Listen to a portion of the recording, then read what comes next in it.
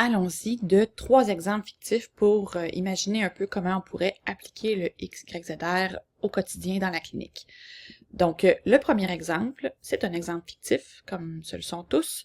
Vous êtes un clinicien ou une clinicienne de première ligne et dans votre clinique sans rendez-vous aujourd'hui, vous rencontrez M. Chen, qui a 82 ans et qui vous consulte parce que il s'est blessé à la cheville durant un match de badminton.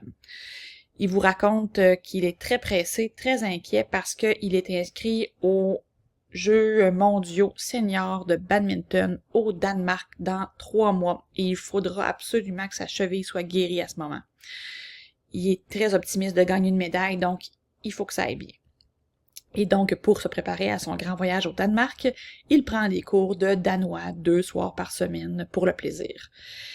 Il vous dit que ça va être difficile de se déplacer avec des béquilles. Il vous demande s'il peut faire quelque chose parce qu'il doit absolument pouvoir se déplacer aisément, comme il est l'accompagnateur bénévole, environ 10 à 12 heures par semaine pour un groupe d'enfants atteints de paralysie cérébrale. Donc, au XYZR, tout simplement, gardez en tête d'abord de commencer par le grand cercle vert, qui est les 5 P. Quelle est la préoccupation de M. Chen aujourd'hui? Soigner sa cheville, rien d'autre. Ensuite, le P suivant, c'est quels sont vos problèmes de santé actifs à adresser lors du rendez-vous? Il n'y en a pas. La santé est bonne et il n'y a pas vraiment de questions. Le troisième P, les pilules, les piqûres. Il vous raconte qu'il prend une statine en prévention primaire depuis presque 20 ans maintenant. Ça le dérange pas vraiment, mais il se demande un peu pourquoi il prend ça. Il vous raconte que ses vaccins sont à jour et qu'il s'en fait un devoir de garder ça vraiment un calendrier à jour. Pour ce qui est des pratiques quotidiennes, des bonnes activités, évidemment, ses habitudes de vie sont exemplaires, il fume pas, il boit pas, il bouge, il voit du monde, tout va bien.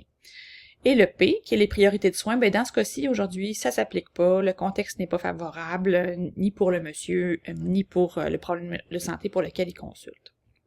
Donc, on peut se demander, est-ce que je dois passer au cercle jaune?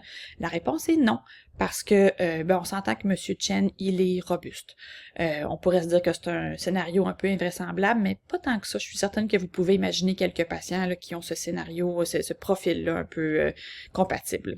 Donc, c'est un patient robuste, on décide de ne pas aller plus loin et on ne garde que le formulaire XYZR court, celui qui ne contient que les 5 P, et on va pas plus loin. Néanmoins, on lui dit « Bravo, continuez comme ça, maintenez vos bonnes habitudes de vie ». On lui glisse un mot sur le bénéfice ou non de poursuivre la statine en prévention primaire avec sa bonne santé puis son espérance de vie qu'on pourrait estimer. Pas obligé de faire ça aujourd'hui, mais juste d'en glisser un mot pour qu'il y réfléchisse de son côté.